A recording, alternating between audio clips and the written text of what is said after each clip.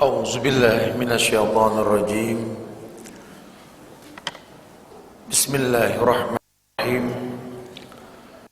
السلام عليكم ورحمة الله وبركاته.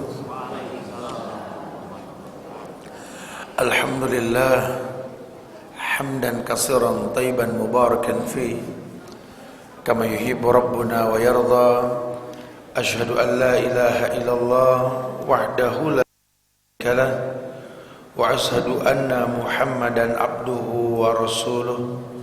يا أيها الذين آمنوا اتقوا الله حق تقاته ولا تموتن إلا وأنتم مسلمون. يا أيها الناس اتقوا ربكم الذي خلقكم من نفس واحدة وخلق منها زوجها وبث منهما رجالا كثيرا ونساء واتقوا الله الذي الأرحام إن الله كان عليكم رقيبا. يا أيها الذين آمنوا اتقوا الله وقولوا قولا سديدا يصلح لكم أعمالكم ويغفر لكم ذنوبكم ومن يطع الله ورسوله فقد فاز فوزا عظيما. أما بعد فإن أصدق الحديث كتاب الله وخير الهدى هدى محمد صلى الله عليه وسلم وشر الأمور محدثاتها وكل محدثة بدعة وكل بدعة ضلالة وكل ضلالة في النار.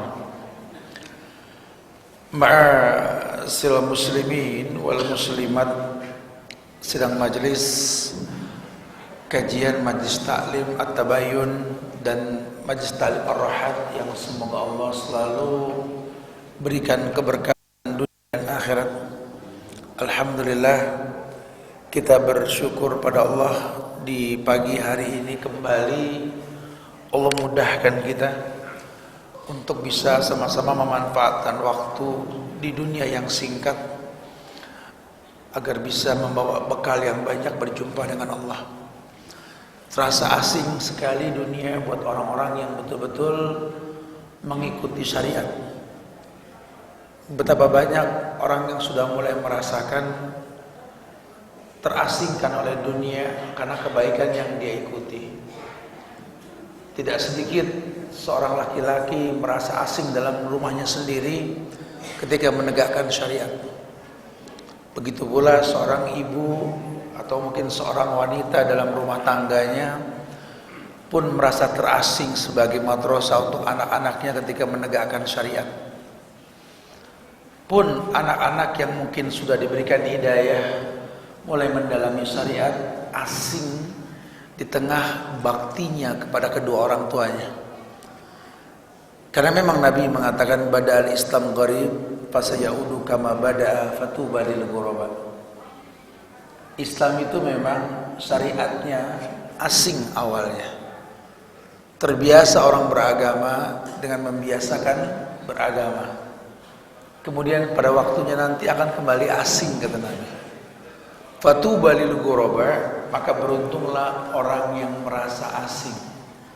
Merasa asing itu bukan orang yang mengasingkan diri, bukan ujlah. Jangan diterjemahkan kalau saya susah menegakkan syariat, kayaknya saya mendingan ikutin aturan yang ada. Bukan. Ya, nanti ada bab tersendiri dalam ilmu ushulul fiqh.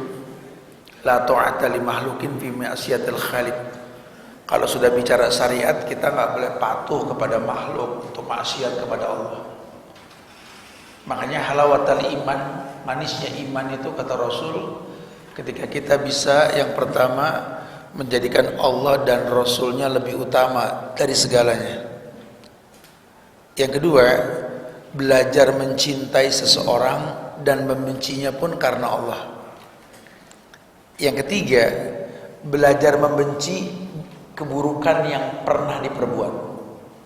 Seperti bencinya Allah masukkan dia ke dalam neraka. Gitulah. Ini jangan main-main. Udah terlalu lama kita berteori tapi nggak berani mempraktekkan gitu loh.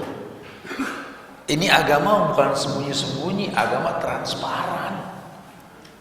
Anda yang sudah merasa istiqomah di atas ittiba sunnah Rasulullah Sallallahu Alaihi Wasallam, kalau punya uang beli rumah di komplek, ya beli yang blok depan, jangan paling belakang.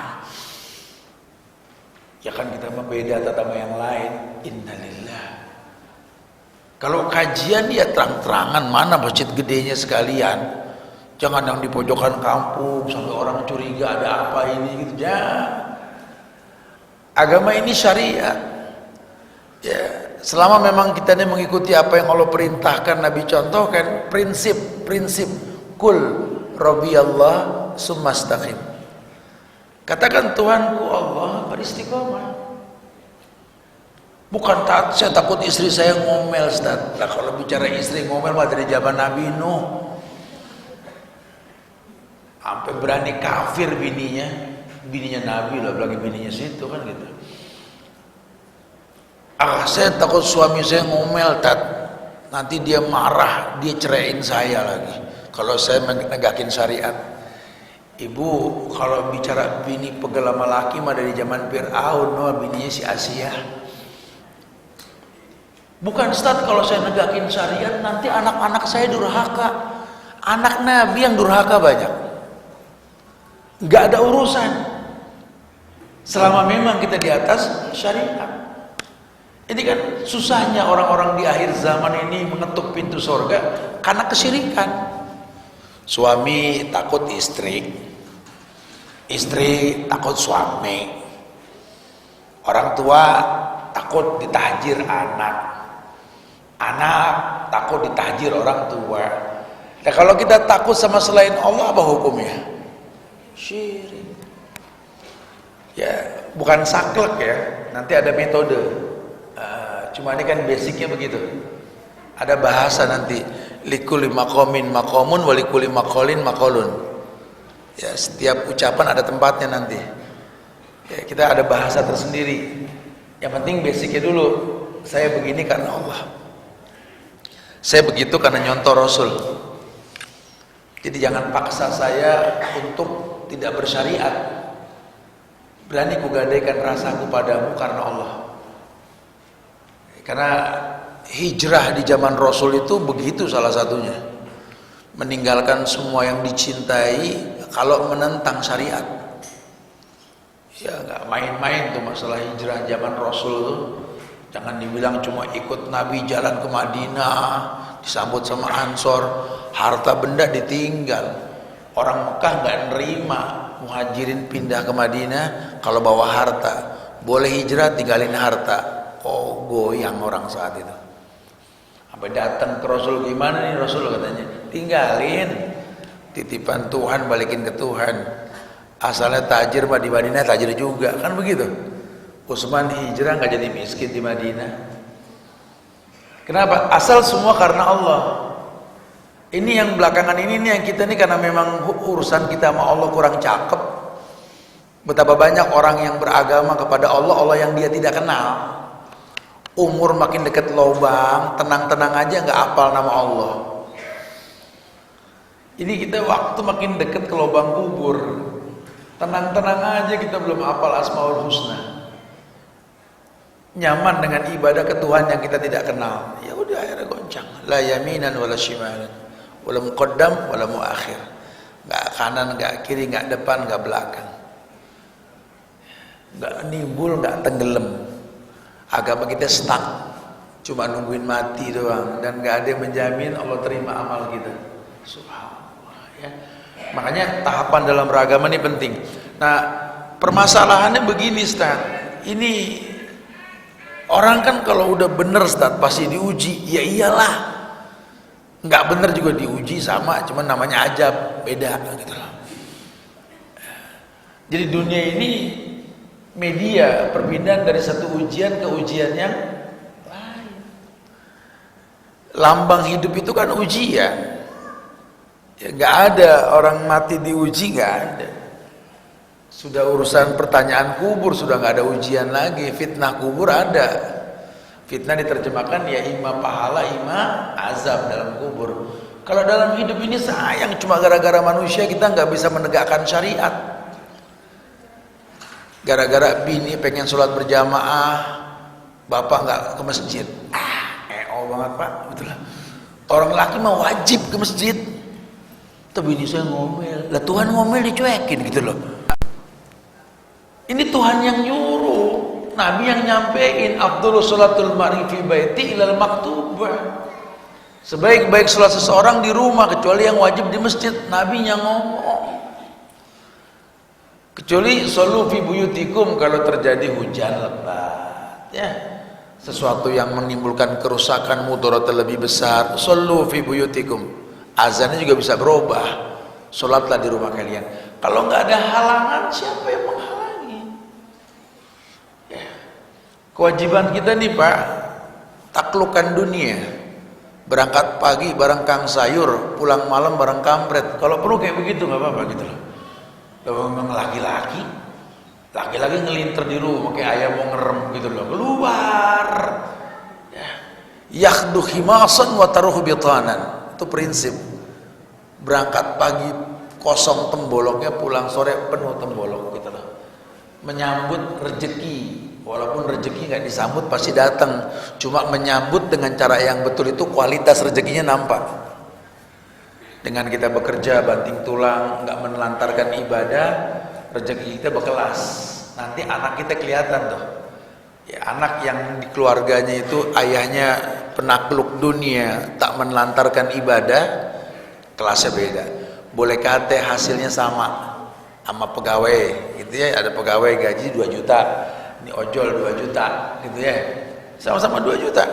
Tapi yang satu kerja lupa sholat, yang satu kerja sholatnya masya Allah, sedekahnya masya Allah. Kualitas anaknya beda. Yang tinggal di komplek bisa paham tuh. Satu komplek, satu perusahaan kok bisa beda hasilnya. Karena kualitas sang pencarinya, yang menyambutnya. Sisanya madrasah. Kita ini, kasus kita nih kadang-kadang laki-laki kan syahwat nih kurang bisa dikontrol. Demen sama perempuan tampang. Padahal Nabi mengatakan fa inni mukatsirum bikumul umam yaumal qiyamah. Ya, aku akan berbangga dengan banyaknya umat pada hari kiamat. Disuruh cari perempuan yang bukan tampang tapi lebih kepada ilmu. Karena kita butuh madrasah buat anak-anak kita. Capek loh. Kita banting tulang ya, ngasih nafkah lahir batin, totonya ngelihat pasangan kita nggak bisa ngedidik anak. Aduh kayak pendaringan bolong. Anak tumbuh sama orang tua durhaka, anak menghambat syariat, anak diajak koalisi untuk membenci ayahnya. Kenapa? Karena ada syariat yang ibunya nggak suka, yang ayahnya lakukan. Yuk demo yuk, turunkan ayah, ganti ayah. Ya ini terjadi. Udah kalau udah begini kita nggak punya generasi robbani. Kelihatannya aja Indonesia penghafal Qurannya terbanyak di dunia. Lomba Quran mana yang Indonesia nggak menang? Di Mesir, di Kuwait, di Dubai, di Saudi menang Indonesia. Untuk nyari satu pemimpin yang hafal Quran dan agamanya bagus kagak ada di Indonesia. Karena sang juara ini jebolan rumah tangga yang broken. Bapaknya takut bininya, ibunya kurang aja sama bapaknya. Gitu. Nggak ada ulama lahir di rumah tangga ya, yang ayahnya itu takut sama istrinya. Nggak ada ulama lahir di sebuah rumah tangga yang ibunya itu zolim sama suaminya gitu loh. Ayo dong. Jangan cuma nuntut Tuhan dengan bahasa Robbi habli minas solihin. Siapa juga bisa bilang Robbi habli minas solihin. Hatta yang belum nikahnya bisa, cuman belum pas. Ya Allah berikanlah aku anak yang soleh. Kalau belum nikah kan belum pas, betul kan? Udah nikah, siapapun bisa minta anak yang soleh dari zaman Nabi. Tapi pemimpin yang soleh susah. Karena kita cuma minta, nggak tahu minta buat apa. Karena kita cuma minta, nggak tahu kepada siapa kita minta. Itu yang terjadi. Kita cuma minta yang kita pengen karena ngiri, bukan karena yang kita butuhkan. Ya, ini yang terjadi. Makanya ya kuncinya ini kita mesti sabar ya, sabar dalam pemahaman agama ini. Kita disuruh betul-betul mengenal Allah dengan cara yang benar nih. Dijelaskan ternyata kita sedang mengkaji kitab Tazkiyatun Nufus karya Ibnu Taimiyah sampai kepada bahasan macam-macam sabar. Kita sempat break kemarinnya untuk urusan haji dan umrah, kemudian juga safar, jadi qadarullah ma syaa fa'ala, tertunda bahasan kita nih. Masuklah kita kepada bahasan macam-macam sabar. Dijelaskan dalam kitab ini sabar itu ada dua macam. Sabar ada dua macam. Yang pertama, sabar pada saat marah. Yang kedua, sabar ketika tertimpa musibah. Global ya, ini formasinya begitu dulu nih. Jadi ada nanti yang namanya sabar itu ketika kita marah. Ya, karena memang Rasulullah Sallallahu Alaihi Wasallam ini pernah bersabda begini. Dia tanya sama sahabat, kata Rasul, "Ma ta'udduna ar-rukub fikum?" Ar-rukub. Nabi itu kalau dialog sama sahabat, emang masya Allah si Rasul ya. Ini buat kita nih para ustadz nih betul-betul wajib banget mencontoh Rasul dah. Rasul itu 23 tahun dakwah, nggak pernah bilang murid sama Abu Bakar, Umar, Utsman, Ali. Selamanya dibilang sahabat. Jadi dakwahnya fleksibel. Kalau murid kan identik sama kelas. Kalau sahabat kan di semua tempat. Jadi kayak kita masukin anak ke boarding school, dia berteman dengan guru di kelas dan luar kelas.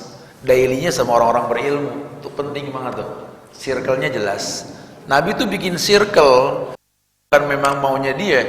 Ayatnya begitu, hukum asal orang rugi kecuali yang beriman beramal soleh. Circle-nya apa? Watawassaw bil haq, watawassaw bis sabr. Kita sadar diri dulu nih, hukum kita rugi. Umur makin kurang, ibadah makin lemot, tapi nggak berpikir bagaimana memenuhi keranjang untuk bisa membawa di hadapan Allah nanti. Rugi gitu. Ya, rugi. Dulu kemana baru pada mau gitu kan bahasanya. Rugi kita. Tapi kata Nabi, yang nggak rugi orang yang beriman beramal soleh. Ternyata iman ini nggak bicara umur. Amal soleh juga sama. Jadi jangan merasa tua untuk iman, jangan merasa tua untuk beramal soleh. Kalau bisa memang di usia tua kita beramal soleh dan beriman, ya lakuin. Nggak ada kata terlambat buat jadi orang baik. Aneh baru tahu tak, ternyata selama ini salah, cuman pengen tobat udah keburu tua. Iya, jangan begitu. Berlomba-lomba sudah. Nggak usah takut, sorga ini milik Allah bukan milik Pak Camat gitu loh. Sorga ini milik Allah bukan milik Pak Lurah gitu, aturannya Allah. Ada yang dimasukin sorga, emang Allah jadiin Nabi, jadiin Rasul, kita nggak kebagian tuh. Ada yang dimasukin sorga sama Allah, emang dia sahabat Rasul, kita bukan sahabat Rasul, dah jauh masanya. Ada yang dimasukin sorga, emang dia ulama, ilmunya dahsyat, penghafal ribuan hadis, ahli sanad lagi. Kita juga bukan itu. Ada yang dimasukin sorga, emang orang yang gemar bersedekah, wallahu a'lam bishawab dah. Tapi tidak sedikit Allah buka sorga buat orang yang mau bertobat. Ya, ini angin seger nih, tapi jangan tolong diseger-segerin sengaja. Ya udah itu tobat aja. Jangan begitu bahasanya. Ya, karena pintu sorga beragam. Selama sorga milik Allah, tugas kita ini bikin ukud. Ukud itu akidah, ikatan sama Tuhan. Lagi ente udah tahu sorga punya Allah, lo sama Allah. Udah tahu kalau mentok balikin ke Allah, makanya kan sering dibilang, setiap masalah yang kita nggak punya solusi, jangan dipendam di otak. Berubah warna tuh rambut. Mulai goyang tuh gigi, tua belum yang diomongin merek obat mulu betul. Balikin, inna lillahi wa inna ilaihi rajiun. Oh saya kira buat orang mati doang, begitu sih kadang-kadang. Itu kata innalillahi bukan ucapan buat orang mati. Kalau orang mati Nabi ajarkan ya untuk bertakziah. Innalillahi ma akhadha wa lahu ma a'ta wa kullu syai'in bi ajalin musamma fasbir wal yahtasib. Ya kita minta sama Allah seperti itu. Tapi kalau masalah kita mentok, ya kita balikin ke Allah. Kita ini milik Allah, bakal balik ke Allah. Ya. Maksudnya gimana Ustaz? Ada usaha, cuma kan hidayah jobnya Tuhan. Kita udah berusaha tat, cuman hasilnya nol tat. Ya qadar Allah, nggak usah komplain. Berarti ente suruh sabar. Kita udah usaha tat, alhamdulillah berhasil. Disuruh syukur. Jangan jadi sombong, untung gue yang kerja jadi beres. Siapa ente? Emang ada yang bisa gerakin tangan kalau bukan Tuhan? Jangan suka begitu, balikin ke Allah. Ingat, hidup ini cuma ngejalanin takdir. Ya jadi kita bukan nggak boleh marah. Boleh kita marah, boleh. Cuma marah buat apa? Gitu loh. Kalau marah untuk urusan pribadi mah capek. Kalau agama dihina kita wajib marah. Kalau urusan pribadi kontrol. Karena ada akad yang kita buat sama manusia. Kalau urusan akhirat, urusannya Allah. Orang mau ngomong apa, bodoh amat. Yang penting Allah jangan marah. Kalau bahasa Nabi begitu. Ukurannya Tuhan. Jangan berhenti berdakwah, jangan berhenti belajar, jangan berhenti silaturahmi. Yang bisa menghentikan siapa? Allah. In lam yakun bika alayya ghadabun fala ubali. Yang penting jangan engkau yang murka, wahai Tuhan. Mau bini ngomel, mau laki cemberut, mau anak komplain, dibenci sama semua orang urus, kagak ngaruh. Qul Allah sumastaqim. Katakan Tuhanku istiqomah lah. Nanti kita sendiri, mati juga bakal sendiri. Ada orang dapat hidayah kadang-kadang ketika kita sudah mati nanti baru menyesal. Anak yang membenci orang tua karena orang tuanya menegakkan syariat. Bini yang ngajak anak berkoalisi untuk membenci ayahnya, ayah yang mungkin tidak baik agamanya buat keluarganya. Satu waktu nanti ketika orang yang terzolimi itu meninggal, kita baru berasa, ya Allah, air mata nggak menghidupkan mereka. Ya, penyesalan sudah terlambat, karena kalau sudah meninggal ada barzakh, ada dinding. Yang bisa masuk cuma 3, sedekah yang berkepanjangan, ilmu yang bermanfaat, anak yang soleh. Ya, jadi orang suka nanya, gimana Ustaz ya, udah terlambat orang tua meninggal. Saya nyesel banget dulu Ustaz. Padahal kalau dipikir ayah saya salahnya apa? Dia nggak berbuat syirik, dia juga nggak zina, dia nggak minum khamr, dia nggak mencuri, dia nggak KDART. Nafkah lahir batin buat orang tua, buat anak cukup. Saya pikir-pikir, ayah saya susah ketemu salahnya. Cuman dia tetap manusia. Terus kenapa kamu benci? Kawin lagi. Emang nggak boleh, gitu loh. Kecuali kalau ayah kamu tergoda orang nggak bener. Lebih buruk daripada ibu kamu, lain cerita, gitu loh. Ini kadang-kadang seperti itu. Kenapa kamu benci anak kamu? Gak tahu, ikut aliran sesat. Sesat apa bu? Itu kajian tuh di Atabayun gitu loh. Wahabi gitu loh.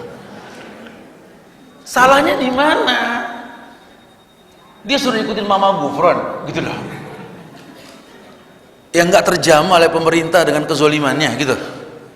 Hari gini kan yang aneh dijadikan layak untuk diikuti, followernya jutaan hitungan hari. Kajian sunnah yang dahsyat, dikhawatirkan radikal, keras, pemelencengan. Padahal mengalokasikan manusia untuk mencintai Allah dan Rasul, untuk taat pada pemimpin siapapun yang terangkat karena pencitraan rakyat, mengharamkan demonstrasi, menghujat, mencaci maki pemerintah dari pinggir jalan. Syibabul muslim fusuk wa qitalhu kufrun, mencaci maki orang-orang pemimpin itu dari pinggir jalan munafik, membunuhnya kafir. Ada syariatnya, ada. Keras dari mana, apa yang dikhawatirkan? Ternyata yang khawatir oleh kajian-kajian sunnah ini para pengusaha, baik negatif maupun positif. Kenapa? Karena kajian ini mengharamkan riba. Ya kalau 73% muslim di Indonesia meninggalkan riba, sistem konvensional nggak berjalan. Lawang semuanya konvensional, betul. Kebayang, makanya orang-orang perbankan konvensional akan berusaha untuk memfitnah kajian-kajian sunnah. Ya, judi online, waduh, kalau orang sudah tahu haramnya judi, nggak ada lagi yang main. Ya, belum lagi gembong-gembong narkoba. Kalau udah tahu haramnya narkoba, nggak ada yang mengkonsumsi, waduh selundupan nggak ada yang nyenggol, tekor bandar. Belum lagi prostitusi, orang udah tahu tentang haramnya zina, betapa ringannya menikah dan dihalalkan semuanya. Ini orang yang jual diri nggak laku, sementara iklan semua pakai iklan perempuan. Sebenarnya pengusaha yang khawatir, ya, akan difitnah lah beragam dengan ragam fitnah. Itu yang terjadi. Nah, buat orang yang betul-betul memegang syariat ini akan merasa asing. Karena di era globalisasi ini kita berhadapan dengan orang yang semuanya usaha. Ya, kalau sudah pakai bahasa agama, wah udah, ini urusannya macam-macam nih. Bahkan nggak sedikit ya orang berkamuflase dengan bahasa usaha syariah untuk menjual sesuatu dengan cara yang haram. Kan banyak nih event-event dibuat sekarang nih, ya. Ustadz di manage untuk ngikutin kegiatan ini kerjasama dengan bank ini, ternyata di dalam itu ada sistem riba yang si ustadz kagak paham.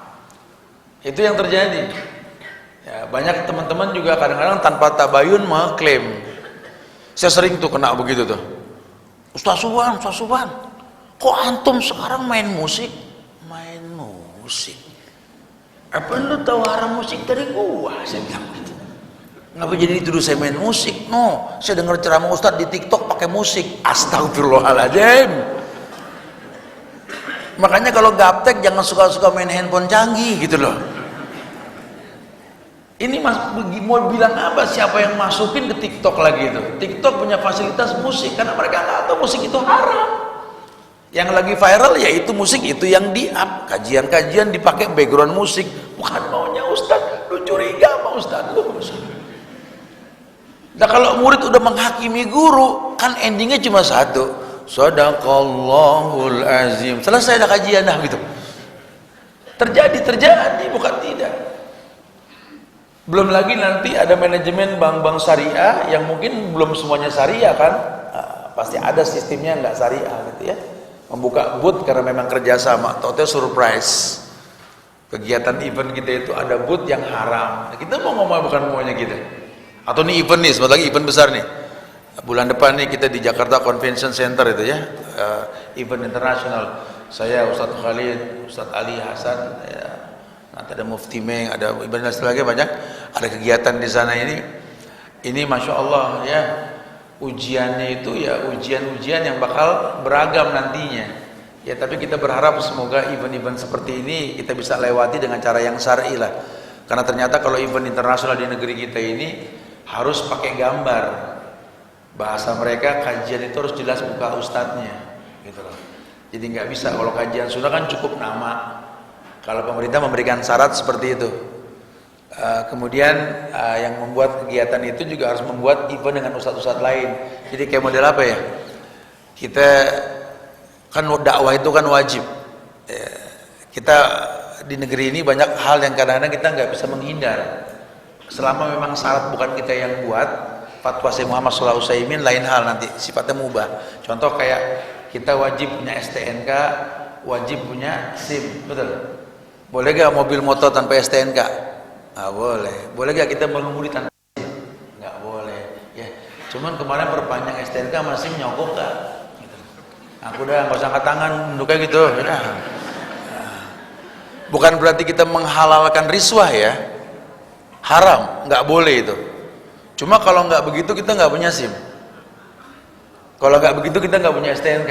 Ini kita akui masih ada kayak beginian, praktik begini di negeri kita, betul? Mau jalan biasa apa jalan tol?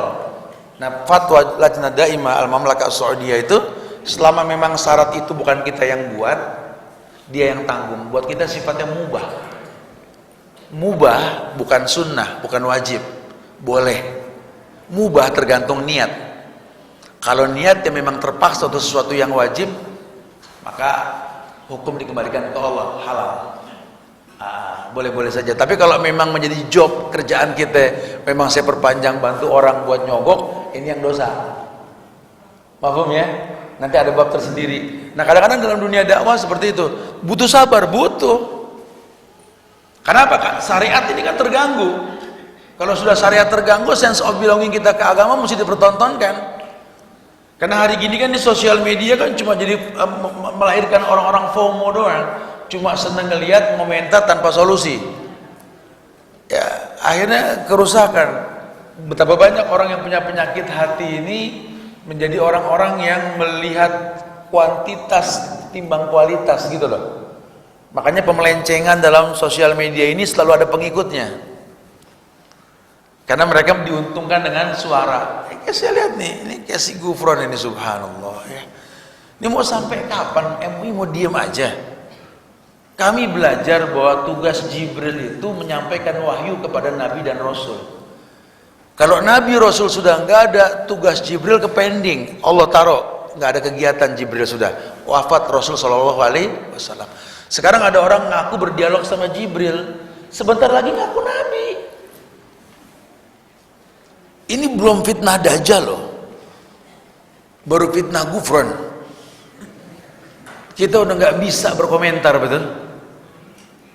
Ya, baru fitnah handphone loh, belum fitnah Dajjal ini. Subhanallah. Kok bisa Tat? Ya tanya sama diri kita. Ya, karena kita udah hilang rasa malu sama Allah. Penyebabnya apa? Nggak bagus hubungan kita sama Allah, nggak bagus. Akhirnya tadi, setiap syariat yang ditegakkan oleh seorang suami dihakimi oleh istri, oleh anak. Istri menegakkan syariat, suami jadi musuh yang pertama. Orang tua menegakkan hukum dibenci sama semua anaknya. Anak di jalan yang benar dibilang aliran sesat. Ini terjadi. Ya jangan ngomong masa depan kalau sudah begitu. Karena alat mesin tetesnya ini udah gak bagus. Jangan ngayal bakal punya pitik banyak dengan tetesan yang berikutnya. Lawang alatnya sudah nggak bagus. Bagaimana kita punya generasi robbani? Itu penting banget. Nabi katakan begini. Kata Rasulullah SAW, "Ma ta'udduna ar-rukuba fikum." Ar-rukub. Tahukah kalian apa itu ar-rukub? Qalu ar-rukub alladzi la yuladu lahu. Orang Arab taunya ar-rukub itu orang yang nggak bisa punya anak, mandul. Kata Nabi, qala laisa dzaka birrukub. Bukan itu yang aku maksud. Walakin ar-rukub ar-rajul alladzi lam yuqaddim min waladihi syai'an. Tapi yang dibilang mandul di mata agama bukan nggak bisa ngelahirin. Ketika ada seseorang, ada orang tua yang nggak bisa mendatangkan manfaat buat anaknya. Karena nanti orang yang nggak punya anak, ponakan juga anak. Mafhum ya? Jadi jangan beranggapan kalau saya nggak punya anak, kayaknya Allah jolim banget deh, saya nggak boleh punya anak, saya nggak masuk surga. Nabi 9 bininya, ya cuma 2 yang punya anak. Itu pun sisa cuma Fatimah, Khadijah, Maryam Kipti, betul? Yang lainnya nggak ada. Mau janda, mau gadis, Aisyah, nggak ada. Nggak ada yang punya anak, dan memang nggak masalah. Maka beliau jelaskan, jangan terus orang nggak punya anak dibilang mandul. Belum tentu. Ini Tangerang ya, belum tentu. Tangerang tentu, belum tentu. Main berantem laki bini, kamu sih jadi suami mandul, kata si suami. Lu, emang kamunya sih kecapean kerja, jadi susah punya anak. Jadi gua kawin lagi nih, rame dia. Kita buktiin gitu loh. Main salah-salahan, jadi bengklai itu. Padahal hidup bukan masalah itu. Kalau anak mah titipan. Bahkan bahasa Quran kan istri dan anakmu fitnah. Berapa banyak orang punya bini punya anak malah hancur agamanya. Betapa banyak ulama juga yang belum sempat nikah. Ibnu Taimiyah kan belum sempat nikah. Ya, ulama besar dan gak ada masalah. Surga bisa dimasuki dengan ilmu yang bermanfaat kalau memang gak punya anak yang soleh. Kan 3 tawarannya, betul? Dan itu keputusannya cepat loh, karena umur kita cuma 60-70, itu pun kalau dari bayi. Ini sekarang udah bukan bayi lagi kita nih, bahkan 1 kali pemilu lagi umur kita. Mau berapa lama ketuaan repotin keluarga kita? Hati-hati, jangan suka menganggap Allah zolim dengan takdir. Karena Allah tahu manusia memang layak diuji dengan ujian yang Allah uji. Allah yang menciptakan kita, Allah yang tahu dong yang layak untuk diuji ke kita. Ya, maka Allah bilang la yukallifullahu nafsan illa wus'aha. Bahasa Tuhan kan begitu. Allah nggak mungkin menguji manusia di luar batas kemampuannya. Aslinya nggak mampu dengan ujian manusia, ente dipertanyakan kemanusiaannya. Anda nggak kuat diuji dengan keluarga begini, yang lain kuat ente doang kaleng-kaleng. Anda nggak kuat diuji sama keadaan gini-gini, yang lain kuat ente doang. Jangan suka salahin Tuhan dengan ujian. Allah cuma uji manusia. Kalau manusia diuji nggak kuat, yang dipertanyakan kemanusiaannya. Maksudnya gimana? Ngaji, jangan ngobrol tengah-tengah. Makanya mahwa manusia kan gitu. Apa itu manusia? Manusia itu yang pertama, khalaqtul jinna wal insa illa liya'budun. Allah ciptain manusia tuh buat ibadah. Ibadah lu gimana? Iqra 2 nggak naik aku manusia gitu. Ya kali baru tobat. Ini kan bertahun-tahun punya Quran, cuma jadi tatakan buku lain doang tuh Quran. Dan Allah udah bilang warzaqnahu minat thayyibat. Kalau yang namanya manusia, kata Allah, aku cuma ngasih rezeki yang baik tuh manusia. Lu serangan fajar diambil kemarin pemilu, nyogok hobi, nangis ngadep kiblat, minta ampun mulu tiap hari, di kantong ATM BCA. Ya subhanallah,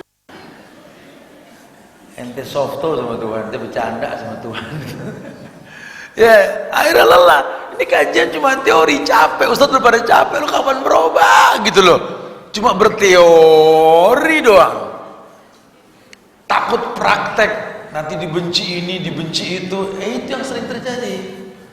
Ya, akhirnya muzabzab. Bahasa Nabi itu gutha ke gusa isail. Lama-lama umatku ini berbentuk cuma ringan, kayak busa. Yang suka bikin nahkoda bingung, ini karang apa ini? Busa gitu. Kayak karang. Terombang ambing, ringan. Subhanallah. Ya, kemudian beliau mengatakan, walakin ar-rukub ar-rajul alladhi lam yuqaddim min waladihi syai'an. Tapi yang dikatakan rukub ini ya adalah yang tidak mendapatkan sesuatu dari anaknya. Jadi kayak kita punya anak, kita nggak berhasil ngedidik dia gitu loh. Punya anak malah curhat sama temen yang baru kenal, ngegibah orang tua. Kita kalau punya anak curhatnya sama orang ngegibah kita, gagal jadi orang tua kita. Makanya hancurnya sebuah negeri nggak usah pakai senjata berat. Tank bom udah rusak perempuan, rusak ibunya. Kalau ibu sudah rusak, negeri akan rusak. Membaguskan satu negeri, bagusin ibunya. Ini alasannya apa? Karena Islam mengatakan al-ummu madrasatul ula. Ibu yang dibilang sekolah. Hei laki-laki menikah. Tujuannya apa? Fa inni mukassirun bikumul umam yaumal qiyamah. Aku akan berbangga dengan banyaknya umat pada hari kiamat. Target nikah itu. Kira-kira umat yang bikin bangga Nabi umat yang bagaimana? Tentu umat yang man atoni dakhalal jannah, umat yang patuh dengan syariat. Ente nikah sama orang mensupport gak syariat? Rela gak kalau anda resign dari perusahaan konvensional? Rela gak pindah ke rumah kecil asal enggak kredit konvensional? Rela gak ganti kendaraan mewah dengan kendaraan yang mungkin gak mewah karena menghindari konvensional? Coba. Karena hari ini fitnah pun masuk ke majelis taklim, bukan cuma pergaulan umum. Majelis taklim ada fitnahnya. Betapa banyak kelompok-kelompok ibu-ibu nih yang punya grup kerudung mewah, baju mewah, cadar mewah, betul? Satu merek, kan lagi ini sekarang merek luar semua, bukan merek dalam. Dulu zaman kita kan baju apa semua merek dalam, orang merek luar semua. Tadi aku ke Atabayun, kayaknya geng kita di sono deh. Geng kita. Kok lo bisa tahu itu geng kita? Karena aku ngelihat gitu. Mau muntah main kayak begini, masya Allah. Ini fitnah masuk ke majelis taklim, Pak. Dan gak main-main, bukan lagi di pasar umum. Akhirnya majelis taklim ya cuma sekedar kumpul-kumpul santai daripada mumet di rumah. Kan kalau Imam Syafi'i kan bilang, saya pernah sampaikan di majelis taklim Ar-Rahat ini ada 6 syarat menuntut ilmu. Masih ingat gak yang nyatet nih? Ya, jangan dilupain, kajian akan selalu berulang ya. Nah, Imam Syafi'i bilang kita kalau nuntut ilmu itu yang pertama cerdas, zaka. Cerdas itu bukan pinter, tahu belajar mau ngapain, ke masjid Atabayun mau ngapain, itu zaka.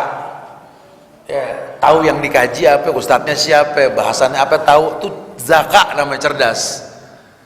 Kita tanya, ente ke Atabayun mau ngapain pagi-pagi? Ada kajian tazkiyatun nufus, ustadz si fulan. Kajian ini kalau nggak salah udah sampai bab macam-macam sabar. Ini cerdas nih. Emang dia udah nungguin. Sebulan setengah nih nih, ustadznya ngayap mulu, gitu ya. Alhamdulillah dia datang juga nih hari, alhamdulillah nih, gitu ya. Cerdas. Ada lagi tanya, lu ngapain ke Atabayun? Gue iseng di rumah, gitu. Ini mulai bahaya nih yang begini nih. Ada lagi datang, lu ngapain datang sana? MC-nya mertua, masya Allah, lebih kacau lagi. dan lainnya. Dari awal belajar udah kacau, udah nggak cerdas. Ya akhirnya ilmu mah tuntas dibahas, nyantol mah wallahu alam bisawab. Sampai rumah mah ceria. Dari mana Pak? Tian tadi dia Atabayun. Bukan. Apa yang dikaji? Wallahu alam. Astagfirullahaladzim, berbulan-bulan hasilnya wallahu alam bisawab. Tapi anda dengar wallahu alam tuh ilmu, Ustaz. Emang ilmu, kalau ditanya kagak paham. Jangan dong, aduh, sayang nih buku udah lecek ya. Kalau nggak ada yang masuk sayang banget gitulah.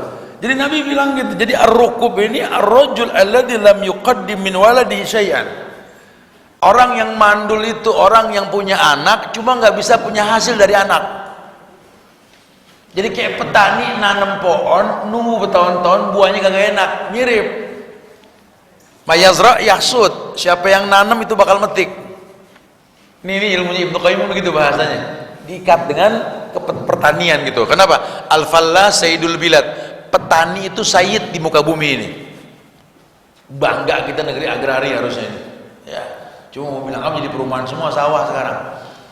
Sampai anak sekarang nggak tahu pohon singkong depan mata saya nanya, ini pohon apa? Singkong. Subhanallah. Sombong banget sama singkong gak paham. Ada anak sekarang. Lawang semuanya online gak ngeliat tempat tuh. Subhanallah ya. Dulu kita kan kalau makan nasi uduk kan ya nyeiro no, kreosan no. Kita lihat nenek-nenek sampai nyendokin nasi, kasih kerupuk, kasih ini. Kita makan tuh sampai kita nggak bersisa satu biji pun nasi. Kenapa? Kesian dia udah masak gitu loh. Kalau anak sekarang nggak lihat disendokin, ya orang online semua. Kadang dibeli disenggol kagak, mubazir. Mubazir temannya setan. Ternyata berteman sama setan bayar juga gitu kan. Ini yang kayak gini-gini jangan dianggap remeh loh. Ya tumpukan kesalahan itu yang membuat banyaknya kerusakan yang akan datang. Ya hati-hati, berbahaya sekali. Jangan remehkan dosa-dosa kecil. Ya ini kayak orang numpuk kayu di sebuah lembah, lama-lama gede akan kebakar nanti. Ya, kita kalau sudah ada duri di kaki kita, yang paling bagus duri singkirin.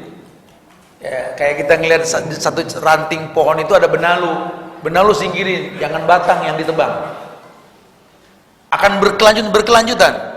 Karena kalau akidah kita bagus sama Allah, kita tahu Allah baik, cuma nerima yang baik. Anda pengen yang baik, tapi hubungan Anda sama Allah nggak baik, caranya nggak baik. Udah, lu jangan ngerongrong Tuhan pengen dapat yang baik, karena lu nggak layak dapat yang baik. Jadi kayak kita ngawinin anak sembarangan sama orang nggak baik, terus minta sama Allah, ya Allah berikanlah anak-anaknya anak-anak yang baik-baik. Zolim. maksa Tuhan untuk nggak pas ngasihnya. Ini orang nggak baik, ente amprokin sama anak ente, minta yang baik, mana mungkin jadi baik? Ada hukum sebab akibat. Anda nikah sembarangan, asal pelampias syahwat, udah dapat Robi habli minas solihin, jadi toyor malaikat. Lu siapa emang gitu? Bukan nggak boleh, boleh minta.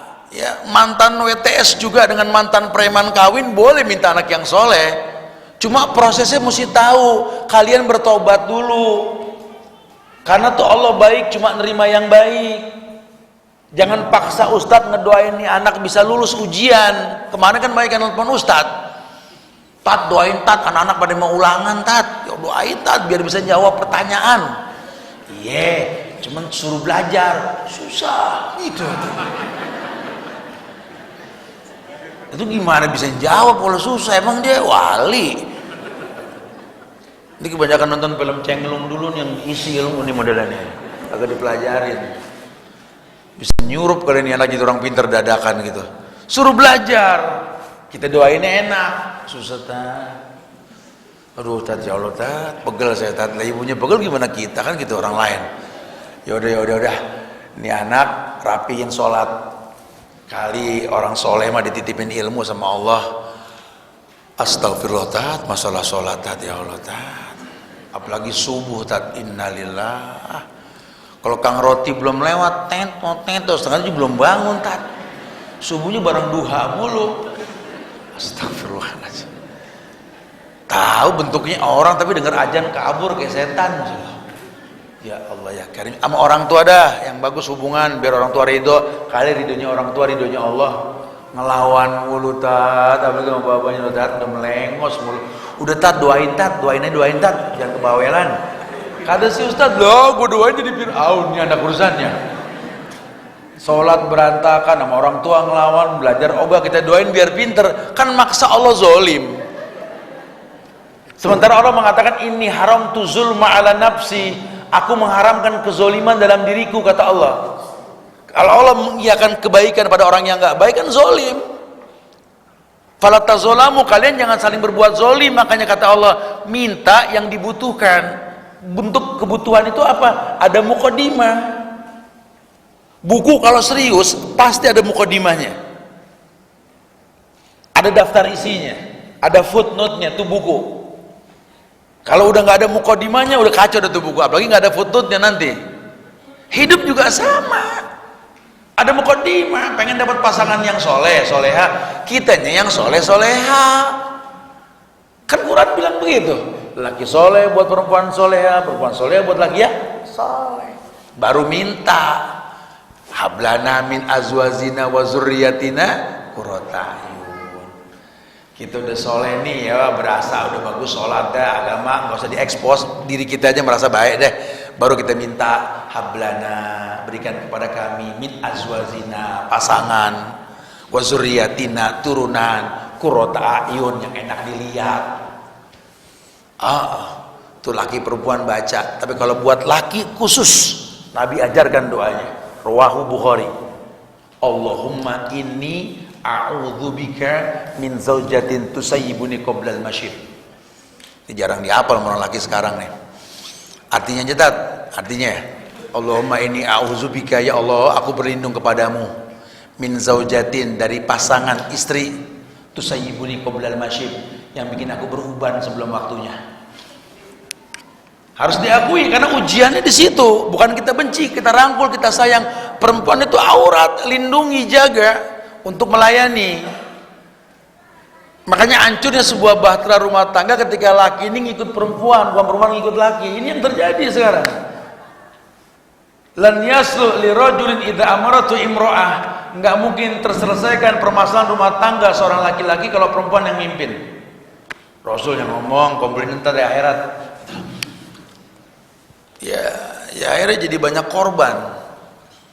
Kita nggak punya generasi robbani. Akhirnya jadi kita arukub, punya anak kayak nanam pohon nggak ada buah. Ya kalau orang kusen paham tuh.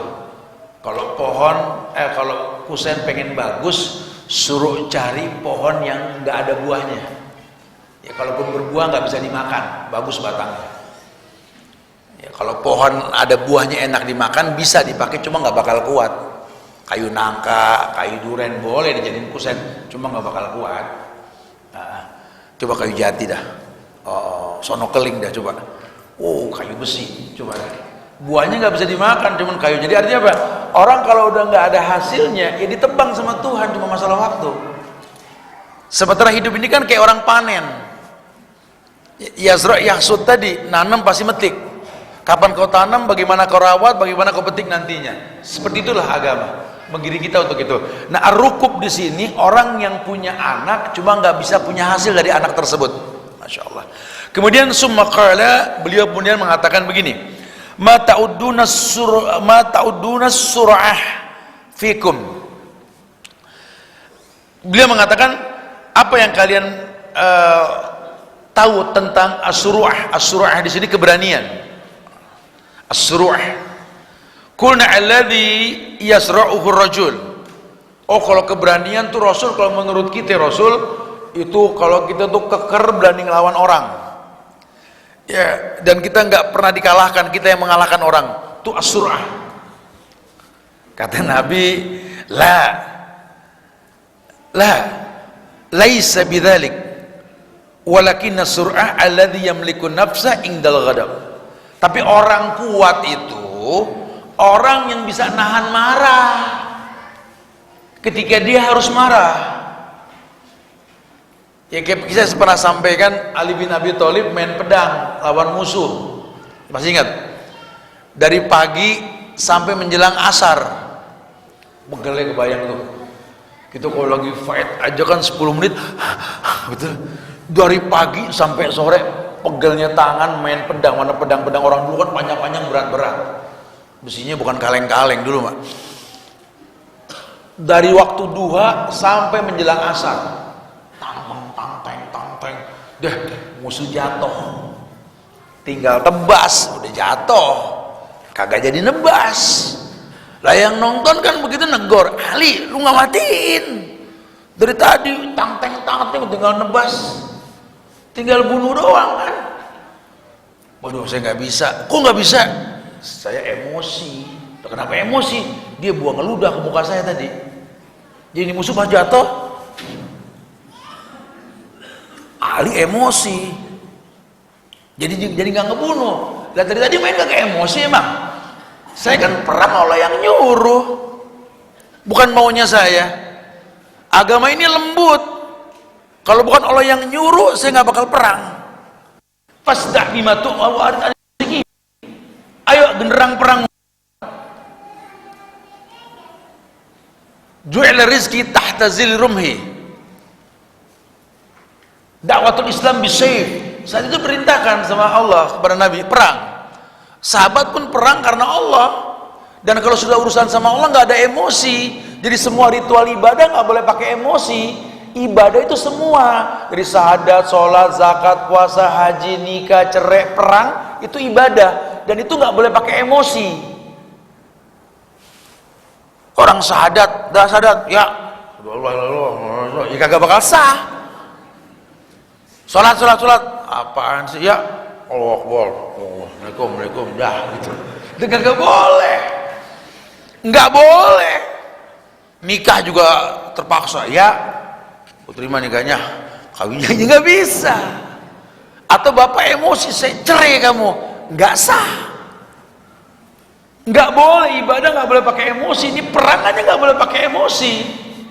Makanya orang yang kuat tuh controlling self-nya kuat.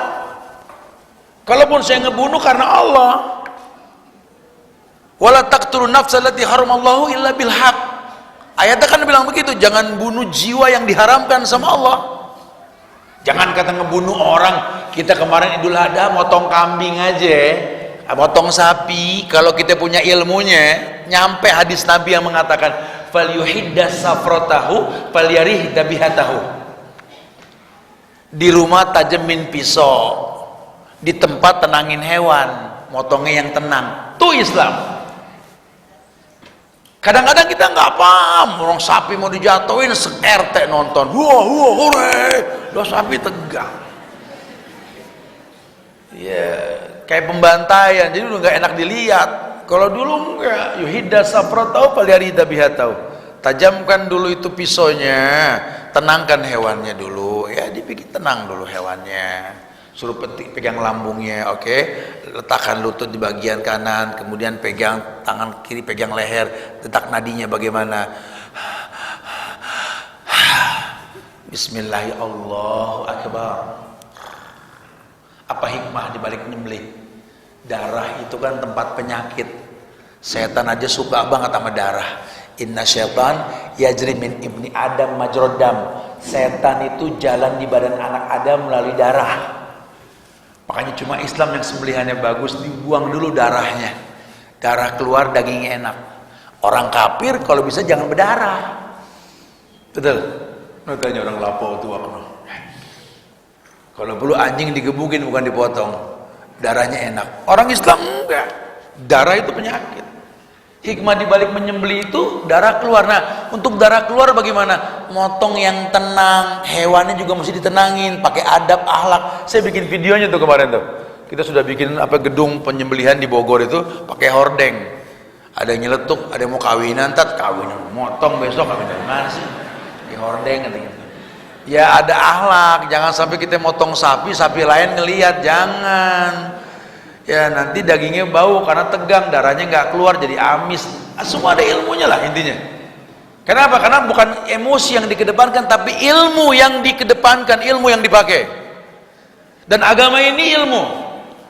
Maka kalau ilmu sudah dikedepankan, wallahi mahabbah landasannya, ingkiyat dan qabul hasilnya.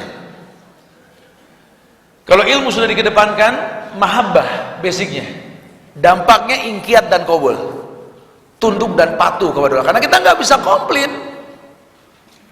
Iya, papa juga tahu, cuma kan Allah yang nyuruh. Mama juga tahu pak, cuma kan Allah yang perintahkan. Ya Allah maaf pak, kami anak kan gimana syariat, kami dididik suruh patuh sama Allah dan Rasul. Sekarang digandang aliran sesat, ngomongin baik-baik.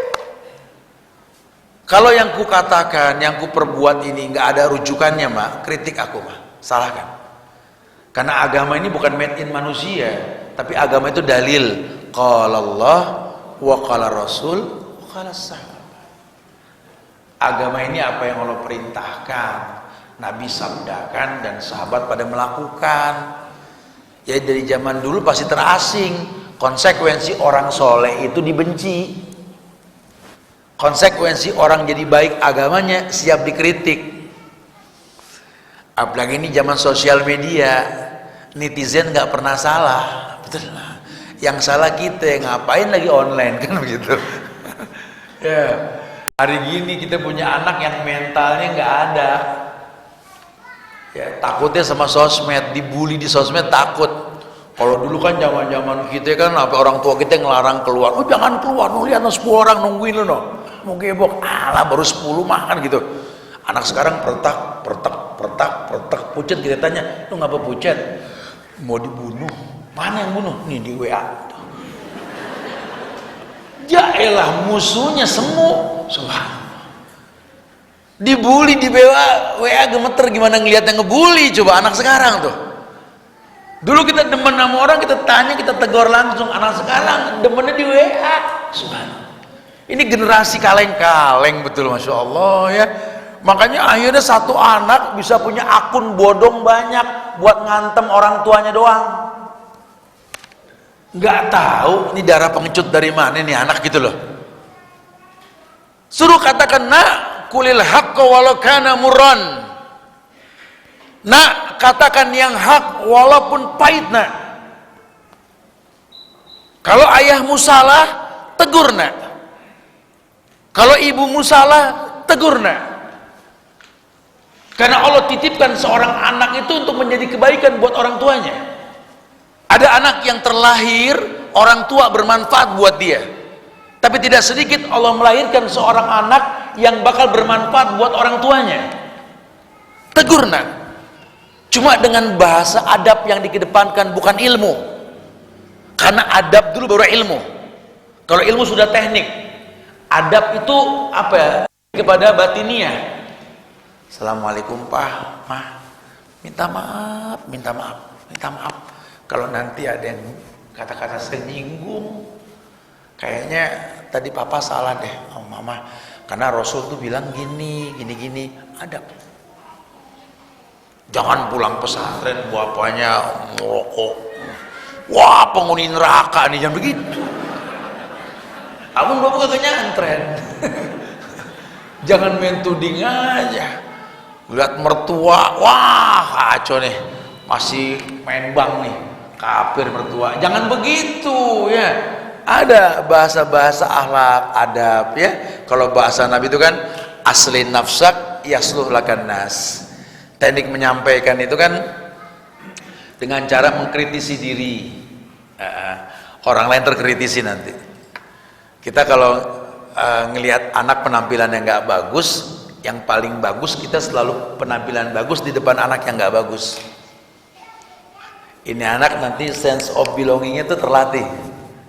Aduh, aku jadi nggak enak mau ketemu papa nih, ganti baju dulu. Tumben lu, bokap gua rapi mulu. Paling nggak begitu. Tapi kalau kita main hantem saja sementara kita nggak layak dilihat oleh dia, jangan lupa ya, hari gini anak-anak itu lebih suka melihat ketimbang mendengar. Sama, kita juga kayak anak-anak nih, hari gini penuntut ilmu hari gini nggak hobi baca, hobinya ngelihat. Ya, hobinya ngelihat. Ustadz ngomong 2 jam, kagak ada dah catatan qaidul ilma bil kitabah itu mah dulu tat, sekarang mah kagak tat gitu ya. Kondisinya seperti itu, makanya kalau kita nggak bikin paket good looking agak susah. Ya, nggak mungkin mendetail juga, cukup contohkan. Masya Allah. Jadi justru jangan terpancing, jangan terwarnai. Ayahku orang kuat bukan karena nge-gym mulu. Ayahnya kuat nge-gym tat, ini tangan kanannya 25 kilo nih tat, yang kiri 20 tat. Tapi giliran handphone nyala malam-malam gak berani ngangkat, kagak sekilo nih handphone gitu loh. Ya nggak diangkat, berat banget diangkat malam-malam. Katanya nge-gym kuat tuh tangannya. Orang kuat itu bukan physically, tapi lebih kepada bisa controlling self-nya gitu loh. Gue marah buat apa nih? Saya marah buat apa? Kira-kira manfaat gak? Kalau bakal nggak datang manfaat, ngapain energi dibuangkan? Energi titipan Tuhan yang bakal ditanya, betul? Dalam semua hal ya, dalam semua hal, kerjaan, muamalah atau apapun, ingat gerakan tubuh, ruh, fisik kita semua titipan Tuhan. Itu bakal detail ditanya. La tazulu qadama 'abdin yaumal qiyamah. Nggak geser nih kaki di hari kiamat sampai selesai semua pertanyaan. Min aina iktasaba wa fi ma anfaqahu. Dari mana ente dapat, kemana ente alokasikan, bakal ditanya itu semua. Hati-hati. Maka dibilang innal insana lafi khusr. Manusia itu rugi. Udah rugi. Kenapa? Karena nggak paham dirinya sendiri. Dia pikir ini makan siang gratis, makan malam gratis. Nggak ada yang gratisan sama Tuhan, semua bakal ditanya kok. Summalatus aluna yawma idzin anin naim. Tangan Anda sehat, Allah bakal tanya selama sehat dipakai buat apa tuh tangan? Mata Anda sehat, dipakai apa? Sampai nyari dokter pengen operasi biar nggak pakai kacamata, udah melek Quran kagak ditengok.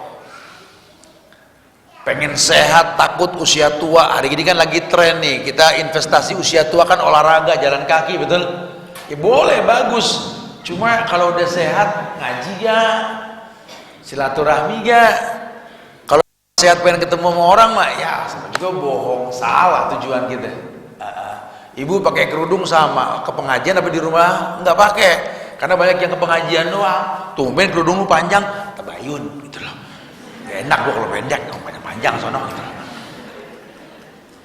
Ntar mah kalau di rumah mah ya begitu aja lagi, beli kang getuk lindri mah ngablaknya rambutnya bang 5.000 gitu. Ini takutnya sama orang yang kayak begini, akhirnya agama nggak ada bekas, nanti dampaknya keturunan. Kalau kita ini orang tua kaleng-kaleng, anak kita kaleng susu, sama. Ya, tapi kalau kita ini memang besi yang berkelas, atau mungkin kita ini laki ini emas pak. Laki itu emas, kalau perempuan tuh mutiara dan berlian, diikat sama emas. Emasnya laki-laki itu jatuhnya aja orang berebut.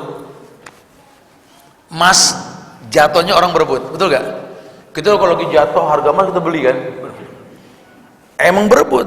Kalau perempuan berlian mutiara, terserah laki saya mau bawa saya kemana. Yang namanya dia tugas mau dibawa ke Kalimantan, Sulawesi, Irian, ya bini mah ikut aja dah. Samina wa ata'na, betul? Tapi meling-meling, enggak terus merasa beda. Aku ini kan orang-orang kota dibawa ke kampung, suamiku kelewatan gitu loh. Lah terus emang mutiara pilih tempat di cangkang yang berlumpur? Lah terus emang berlian pilih tempat di tengah tumpukan batu yang berlumut? Ada takdir yang kita nggak bisa elakin. Kita cuma suruh memastikan diri kita, mutiara ke Anda, berlian ke Anda. Atau jangan-jangan Anda batu split yang tinggal dicor doang buat jalanan. Emas atau apa Anda gitu loh. Mulai kritisi diri gitu loh. Nggak usah khawatir. Yang namanya emas tetap berkelas sampai kapanpun. Kenapa? Allah yang membedakan. Dan nggak perlu mengaku kita emas. Orang juga tahu emas mahal. Nggak usah FOMO di handphone kita. Semua dilaporin ke handphone. Masalah sukses apa masalah ini dia laporin. Nggak perlu. Ya orang juga bakal membedain nanti mana emas mana perak mana tembaga. Orang juga bakal tahu. Langit nggak pernah bilang tinggi. Orang mana yang nggak bilang langit tinggi? Jurang dalam nggak pernah teriak, gue dalam. Enggak, orang juga tahu jurang dalam. Jadi betul-betul paham diri lah. Nah, ini orang-orang yang begini tahu nih. Ternyata ibadah itu ya controllingnya jangan sampai emosi yang dikedepankan. Itu bahasa tapi begitu. Nah, ayat tersebut menyebutkan tentang sabar ketika mendapatkan musibah. Ya, dijelaskan dalam satu ayat surat Al-Baqarah ayat 155. Sabar ketika mendapat musibah. Ada ayat-ayat yang Allah tuliskan bentuk sabar nih. Kata Allah gini, wabasyiris sabirin. Wabasyiris sabirin itu berikan kabar gembira buat orang yang sabar. Ya kirain dapat apa cuma kabar gembira. Ya kan dunia sebentar, endingnya tuh akhirat. Makanya yang paham dunia ini bukan selamanya. Kita sukses di dunia mah bukan apa-apa lah, mau cuma titipan. Kita gagal juga nggak hina. Suruh syukur, suruh sabar. Yang penting syukur kita bisa ke sorga, sabar kita bisa ke sorga kan gitu.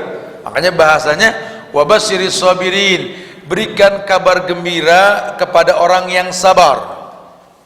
Wabasyiris sabirin alladzina idza asabathum musibah qalu inna lillahi wa inna ilaihi rajiun. Siapa orang yang diberikan kabar gembira yang namanya orang sabar tadi? Alladzina, yaitu mereka idza asabathum musibah, yang tertimpa musibah, diberikan musibah oleh Allah.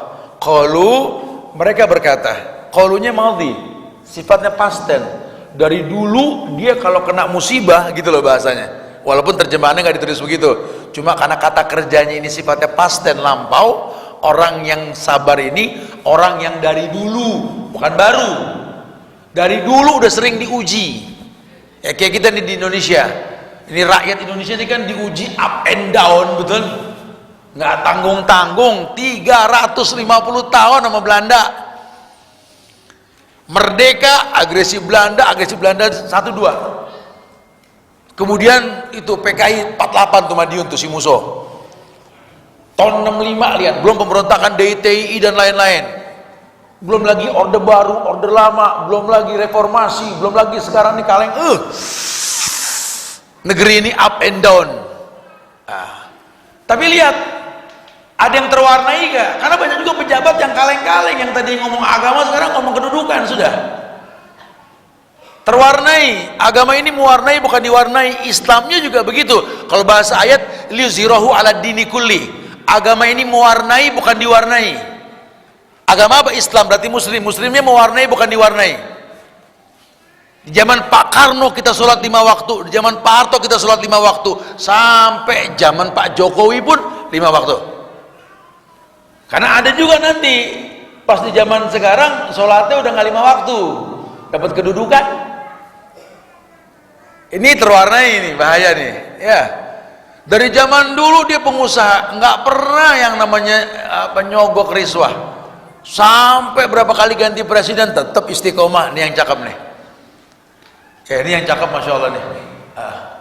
Saya tuh terenyuh ya dengan saudara-saudara saya ini yang punya sate Sinta tuh di puncak gitu ya.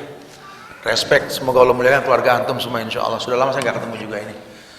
Jadi krisis moneter kemarin itu membuat collab usaha itu. Tapi ayahnya memesan sebelum meninggal itu bilang, ya nggak apa-apa.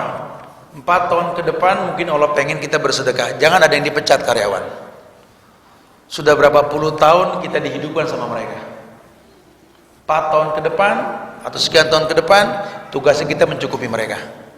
Masya Allah. Maka ketika terjadi longsor kemarin itu di Cianjur itu tempat saya kajian di situ itu.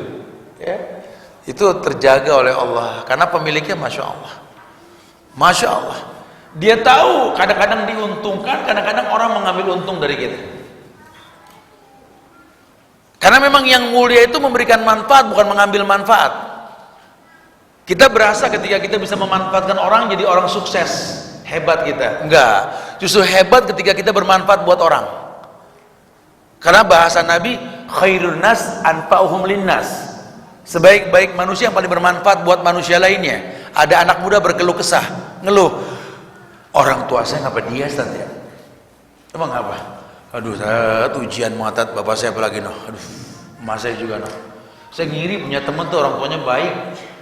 Bapaknya kadang ajan sama ngimam, emaknya guru ngaji, baik-baik. Saya mau boro-boro ya Allah, hehehe. Anda diberikan kesempatan lebih baik ketimbang dia. Kok gitu? Iya. Kalau dia kan orang tua bermanfaat buat dia, kamu suruh bermanfaat buat dia. Ayo dong, jangan zolim, jangan sampai suuzon sama Tuhan. Kalau sudah bersuuzon sama Allah, ayat yang turun, wadzalikum zannukumul ladzi zanantum bi rabbikum ardakum fa asbahtum minal khasirin. Prasangka buruk yang kau sangkakan ke Allah, keburukan yang bakal kau rasa. Kamu berprasangka buruk sama Allah, buruk hidupmu. Kamu benci ayahmu karena menegakkan syariat, wallahi durhaka dalam batinmu. Kau benci pasanganmu yang menegakkan hak, wallahi hidupmu akan kebelangsang. Hati-hati nih, sehingga ringsang, tinggal di rumah nggak betah, makanan banyak nggak ada yang disenggol, motor mobil bingung mau kemana, ringsang. Kok ringsang? Ma'isyatan donka, hidupnya sempit. Ayat yang maju, wa man a'rada an dzikri fa inna lahu ma'isyatan donka. Orang yang enggan untuk mengingat Allah, patuh dengan syariat, Allah pastikan fa inna lahu ma'isyatan donka, kan kuberikan kehidupan yang sempit. Punya bini kayak nggak punya bini, punya laki kayak nggak punya laki, punya keluarga kayak nggak punya keluarga, punya rumah kagak betah, padahal ngontrak kagak, rumah sendiri nggak betah, keluar masuk, keluar masuk, keluar masuk, udah kayak kancing. Lihat kulkas banyak makanan, aduh masak apa ya, orang keder. Tutup saji dibuka, makanan lengkap, telur pinggang udah kayak piala. Kalau gue makan apa ya? Itu macam-macam lu makan. Lu nggak lihat tuh ikan peda udah ada jagung apa teh? Lu nggak lihat tuh telur udah dibumbuin. Tinggal makan apa? Mobil motor ada, bahan bakar nggak pernah kosong, supir tinggal manggil. Lihat telur pinggang, lihat jalanan kemana ya? Orang keder, orang keder. Nah, mobil motor ada kemana ya? Kemana kayak silaturahmi? Nemuin guru kek? Lu pengennya ditemuin mulu, siapa lu? Kan begitu. Yang mulia yang ngedatengin, yang mulia yang maafin, yang mulia yang bagi, kan begitu kalau bahasa agama. Ini satu kampung digibah sama dia.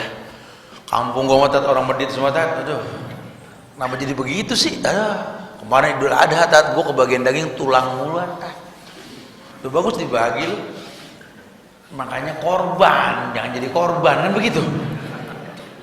Komplain mulu, suruh nabung sehari 10.000, sebulan 300, 12 bulan 3,6 juta.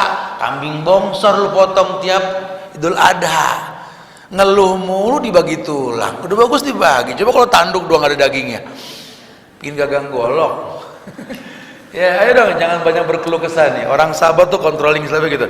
Berikan kabar gembira. Alladzina idza asabathum musibah qalu inna lillahi wa inna ilaihi rajiun. Kami ini milik Allah dan bakal balik ke Allah. Malu nanti kita. Orang tua udah nggak ada baru nyesel. Suami udah nggak ada baru nyesel. Anak bini nggak ada baru nyesel nanti. Tuh, gara-gara takut sama manusia, nggak bisa menegakkan syariat, lihat terhalang masuk surga gitu. Nah, kemudian yang kedua, sabar ketika marah itu tertulis dalam surat Fussilat ayat 35. Wa ma yulaqqaha illa alladziina sabaru wa ma yulaqqaha illa dzu hazzin azim. Di surat Fussilat ini Allah mengatakan gini, dan sifat-sifat yang baik tidak akan dianugerahkan kecuali kepada orang-orang yang sabar, dan tidak dianugerahkan kecuali kepada orang-orang yang mempunyai keberuntungan yang besar. Jadi Allah udah bilang, wa may yulaqaha illa alladziina sabaru. Ini pencitraan baik ini, hukum asalnya nggak mungkin dipaksakan ke orang yang nggak baik. Siapa orang yang baik? Orang yang sabar. Alladziina sabaru, orang yang sabar. Sabar, jangan terwarnai. Segala diancem-ancem di sosmed, kepancing. Kalau mau ikan sepat, ikan sepat aja susah kepancing, ya mulutnya kecil gitu kan. Ya tapi jangan gampang kepancing. Kalau Anda ngaku seorang muslim, jangan warnai. Akhirnya orang kalau sudah terpancing, rusak semuanya nanti. Ibu terpancing dengan ancaman teman di sosial media, pasang tampang nyureng, laki pulang dinyurengin. Kata laki, ngapa sih gue pulang bukan senyum? Allah, paham sih penderitaan orang. Suruh paham penderitaan dia, lah baru pulang suruh paham penderitaan orang. Tinggal cerita. Laki begitu. Udah mumet di kantor, bawa ke rumah. Kalau ngayal, home sweet home, baiti jannati, rumahku surgaku. Surga gak ada yang nyureng. Yang suka ngayal rumahku surgaku, ingat surga nggak ada orang nyurang. Surga nggak ada bidadari ngelawan sama penghuninya, gitu loh. Surga nggak ada tuh yang namanya anak kurang ajar sama orang tua. Surga tuh wildanun mukhalladun, malaikat-malaikat kecil yang bawa air, tuh surga. Rumahku surgaku, pakai styrofoam, home sweet home, isinya bengkelai mulu. Kalau depan orang yang beb, cincin, ya, hampir rumah nyurup jadi macan semua. Udah jangan suka riak maka depan orang, urusan kita sama Allah nih, jangan main-main nih, ya. Kemudian ada ayat lainnya di surat Ghafir juga sama tuh, bukti sabar ketika marah. Fasbir, inna wa'dallahi haq. Sabarlah kalian, bahwa yang namanya janji Allah itu pasti. Wastaghfir li dzambik, mohon ampun sama Tuhan. Wasabbih bihamdi rabbika bil asyi wal abkar. Makanya marah boleh, tapi kebiasaan baik jangan hilang. Kita manusia pasti marah, kesel lah, ngomong dipepet sama angkot berhenti sembarangan lagi. Belum lagi orang main jalur orang dipakai, pegel. Tapi tolong seemosi-emosinya kita kayak Alin Condan Mali tadi, jangan kepancing. Tetap bangun pagi, tolong sholat subuh berjamaah di masjid. Awali hari dengan baca Quran, biar kata sa'in doain dah selembar dua lembar, ngaji sedikit tapi rutin. Habis sholat subuh zikir dulu, asbahna wa asbahal mulukillah, baca zikir pagi, istighfar 100 kali minimal dah. Masya Allah, tauhidkan Allah la ilaha illallah 100 kali baca tiap pagi. Nanti ketemu sore juga sama, amsayna wa amsal muluk lillah sama. Boleh emosi, tetap mau tidur baca ayat kursi, kul huwallahu al-falaq an-nas diuf, balur ke badan. Boleh emosi, tapi tolong wudu yang rapi sebelum diwuduin. Boleh emosi, tapi tolong sholat cakepin sebelum disolatin. Prinsip. Nanti Allah yang kontrol kita. Jangan berubah karena ujian. Lu tumben gak zikir pagi, gua lagi emosi. Jangan gitu. Lu gak ngaji, gua lagi gede sama keadaan. Gak boleh. Lu tumben gak berjamaah, lagi pegel sama bini. Apa urusannya? Gitu loh. Ya bukan, emang gak ada urusan, cuma kan imamnya mertua. Lu aja mungkin kemana gitu loh. Untung imam ngadep sono, gak ngadep makmum, betul. Kalau ngadep makmum tambah emosi dia. Ini kontrol ini harus betul-betul dipahami nih, jangan main-main masalah kayak beginian nih. Ya, karena memang seperti itu. Kemudian ditambah sama Ibnu Taimiyah nih, ada sabar ketika mendapat atau luput dari nikmat. Dapat nikmat sabar, jangan overlandek kalau Belanda bilang, jangan hulu, jangan becicilan. Baru jadi OKB aja semua dibeli. Yaelah, yang kagak penting dibeli, jadi rumah sempit, jalannya miring, anaknya bingung. Mah dulu kita zaman susah kayak lega di rumah, ngapa pas udah kaya jadi miring, ya semuanya dibeli, yang nggak penting dibeli semuanya. OKB itu namanya, orang kaya baru, sombong gitu loh. Kadang-kadang kayak handphone dibeli yang canggih, padahal yang dipakai cuma foto sama WA. Ya lah, ngapain canggih-canggih? Kan namanya sombong gitu kan. Ya, mobil gitu, mewah. Udah tahu daerah macet, mobil mewah, CC gede, lu kayak di akuarium gitu. Kayak ikan sapu-sapu, betul. Udah tahu macet, pakai moge, matic, betul ya kan gitu. Kayak dudukin kompor kita, duduk. Ini OKB itu begitu ya. Jadi kadang-kadang kita suruh sabar kalau dapat nikmat. Begitu pula kalau luput. Hitungan matematik mah pasti gol nih, tat, usaha saya, tat. Iya, matematik emang gol. Cuma kadang-kadang kan matematik nggak selamanya pas hitungannya. Boleh 2 kali 3 6, 3 kali 4 12 ya boleh, emang segitu hitungannya. Cuma Kang Foto belum tentu kan begitu. 2 kali 3 kadang 3, 3 kali 4 kadang 4, tergantung pesanan kan begitu ya. Kadang hidup tuh kayak tukang foto, kayak matematik cuma hasilnya terserah kita. Hidup kita udah perhitungin, terserah Allah. Wa matasaun illa ayasallahu rabbul alamin. Kita cuma berusaha, Allah berkehendak. Tapi sabar. Anda udah usaha, tat, udah modal keluar gagal, ya jangan kesel. Allah nggak zolim, mungkin rezeki dari yang lain. Seharian, tat, nungguin warung kagak ada yang beli, tutup rolling door, sampai rumah ada yang mesen online. Aduh, tadi kemana? Emang begitu caranya. Ente mesti paham, mungkin rezeki mandek di warung tadi, ente berdosa gimana? Mungkin gibah orang, maksiat. Kata Nabi, terhalang rezeki karena dosa kan. Sampai ke rumah ente istighfar, sholat, mandi, rapi, rezeki datang. Mana kita tahu ditunda sama Allah? Kita cuma ngejalanin takdir.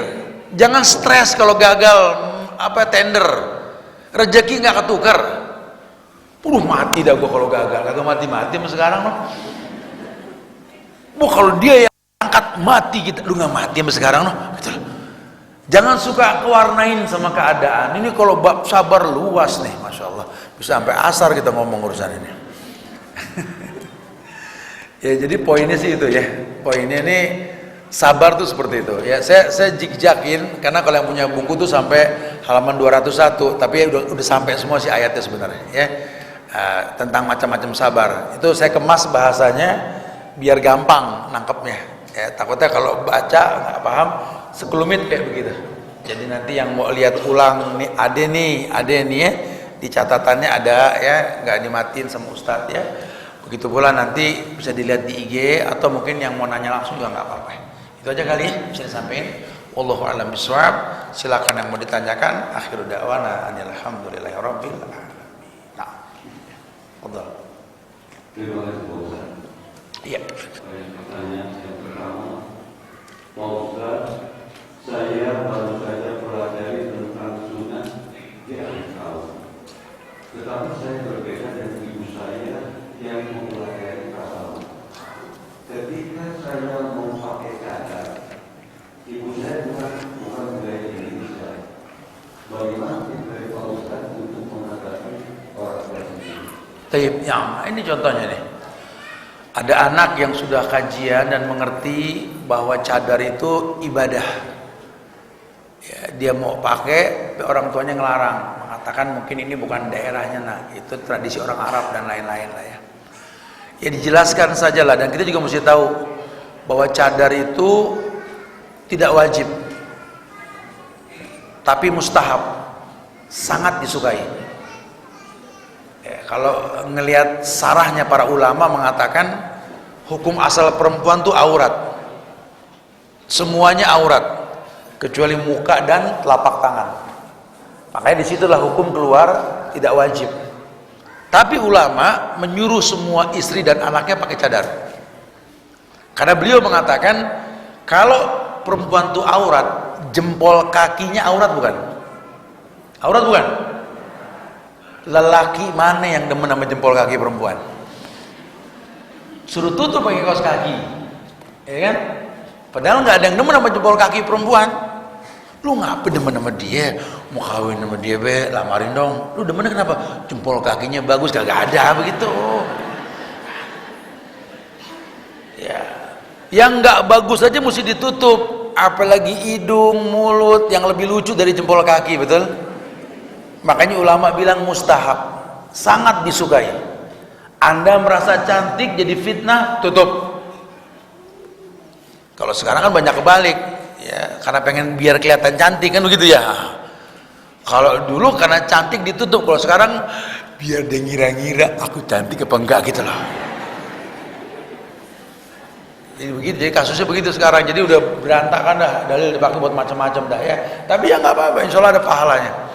Nah kamu bilang sama mama kamu, atau mungkin juga kamu harus jangan kenceng tuh, taat sama orang tua wajib. Ini syariatnya mustahab. Mungkin kalau depan orang tua enggak ada pakai, gitulah ya, boleh kayak begitu.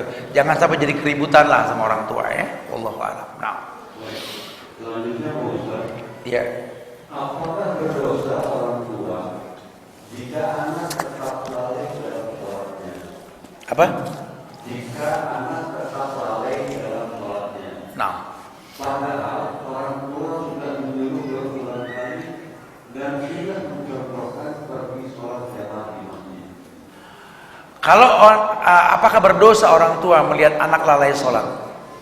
Kalau memang orang tua nggak mengingatkan, ya nggak mengingatkan, nggak menegur, jangankan orang tua, kita aja ke orang kalau nggak sholat kita nggak ingetin, atau paling nggak doain, semoga dikasih hidayah gitu ya.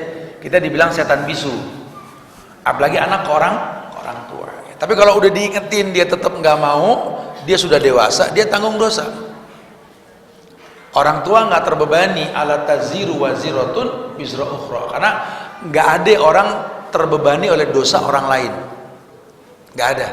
Orang tua sudah gugur hukum, udah nyampein. Ya. Tapi kalau diem dosa,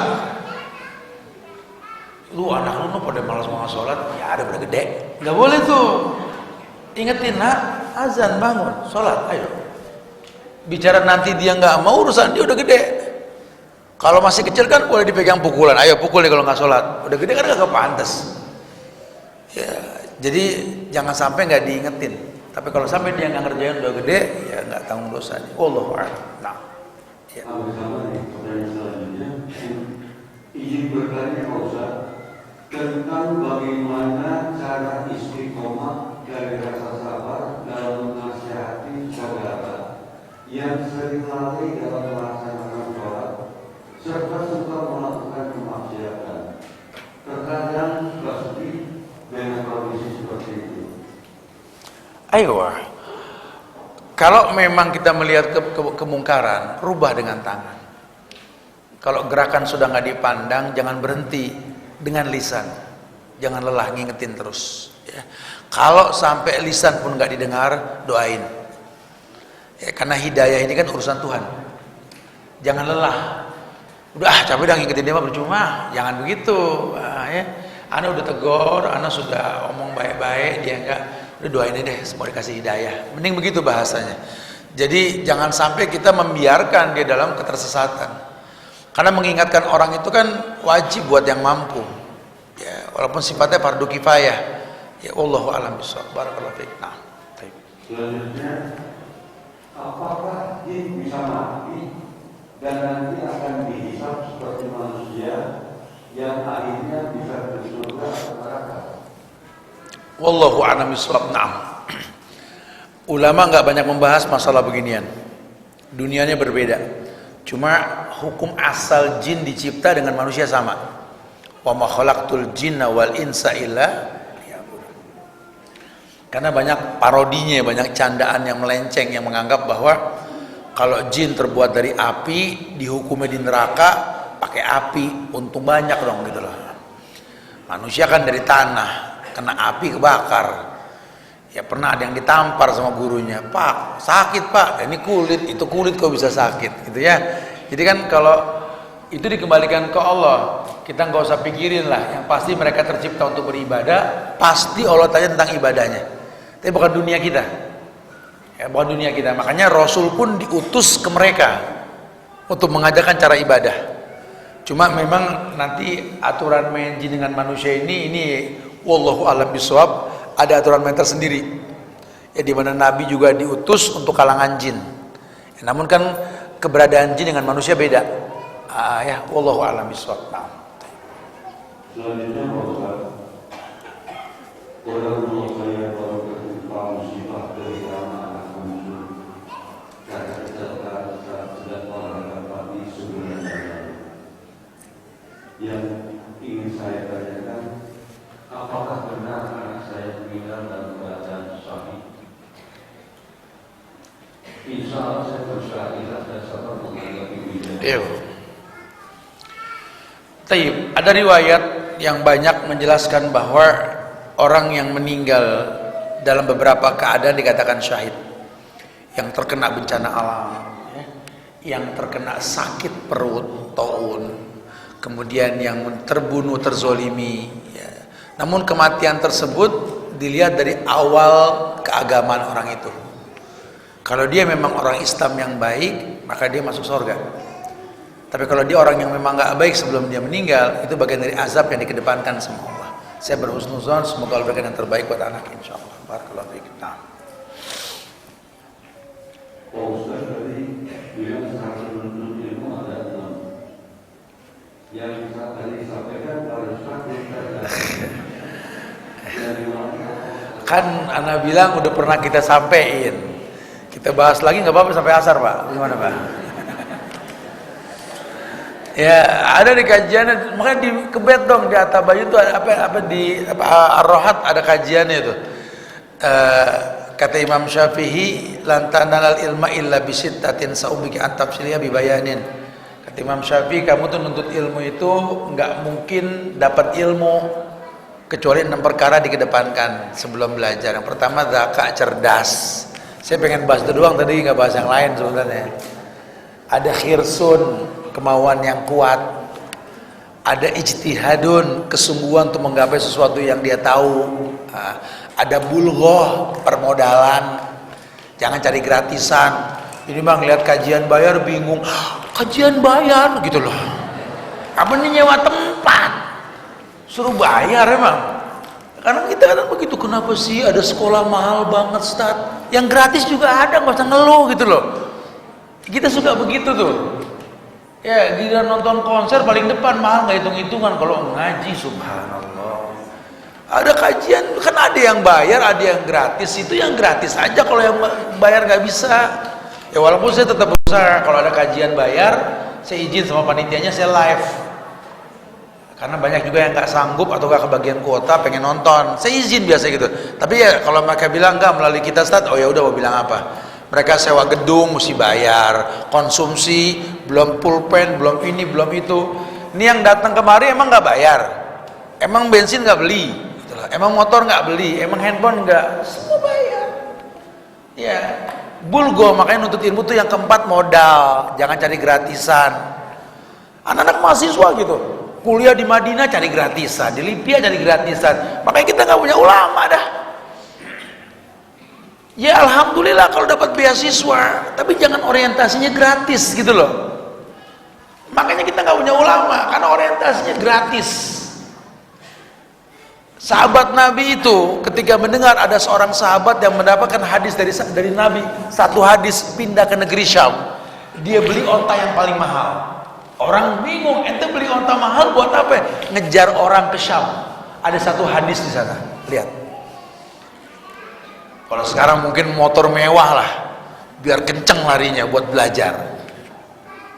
Sekarang jadi aneh-anehan malah kalau begitu. Oh, mau motor mewah dikit, bu, sombong banget motor mewah buat ngaji. Astagfirullahaladzim. Ya. Jadi terus yang kelima, sohbatul ustadz, berteman dengan guru. Jangan sampai belajar cuma berteman sama guru di masjid, datengin rumahnya, kenal sama dia. Jadi kajian itu nggak cuma di masjid, di mana aja kajian. Sahabat Nabi itu di majelis Rasul, safar sama Nabi, dibonceng sama Nabi. Berteman sama guru, berteman. Gurunya juga jangan sombong manggil murid, panggil sahabat gitu loh. Ngajar baru setahun 2 tahun kalau ngomong jadi murid-murid aneh nih Ustaz. Murid-murid, temen. Nabi 23 tahun bilangnya teman bukan murid gitu loh. Sombong banget tuh Ustaz gitu loh, nggak boleh. Ya, jangan gampang untuk mengangkat diri, jangan. Karena ngajar ini bukan kerjaan, tapi kewajiban. Makanya ustadz wajib punya kerjaan gitu loh ya. Yang terakhir tulaz zaman, panjang waktu yang kenal. Fadal silakan sekali lagi Pak ya. Ya, selanjutnya ingin bertanya Ustaz. Iya. Kalau kita menerobos lampu merah dikarenakan jalan seperti itu ada. Apa sekali Pak? Kalau kita menerobos jalan pada saat lampu merah, pada saat sendiri, apakah berdosa atau tidak? Ya sekarang saya balikin nama ayatnya. Atiullaha wa atiur rasul wa ulil amri minkum. Taat sama Allah, sama Rasul, sama pemimpin. Kita ngomong pemimpin nih. Pemimpin bikin aturan main traffic light. Merah berhenti, kuning hati-hati, hijau jalan. Kalau kita langgar dosa gak? Ini pengalaman pribadi nih Pak. Mudah-mudahan teman-teman dari Mabes nyaksiin nih. Ustadz Subhan kan suka touring, dikawal sama teman-teman dari Korlantas dan Mabes gitu ya. Kejadiannya kalau nggak salah di Banyuwangi, kita mau nyebrang ke Bali itu nggak salah ya. Jadi lampu merah diterabas sama patwalnya nih, polisinya. Saya di belakang, berhenti dong lampu merah. Lah yang lain berhenti, ngeliat si Ustadz berhenti. Yang awal ngasih kode dari jauh, maju. Saya bilang, ogah merah. Saya bilang, demi Allah ini. Tapi jadi ngaji teman-teman. Akhirnya kenapa begitu Ustaz? Kan kita ini bikin MBI buat agamanya para biker bagus.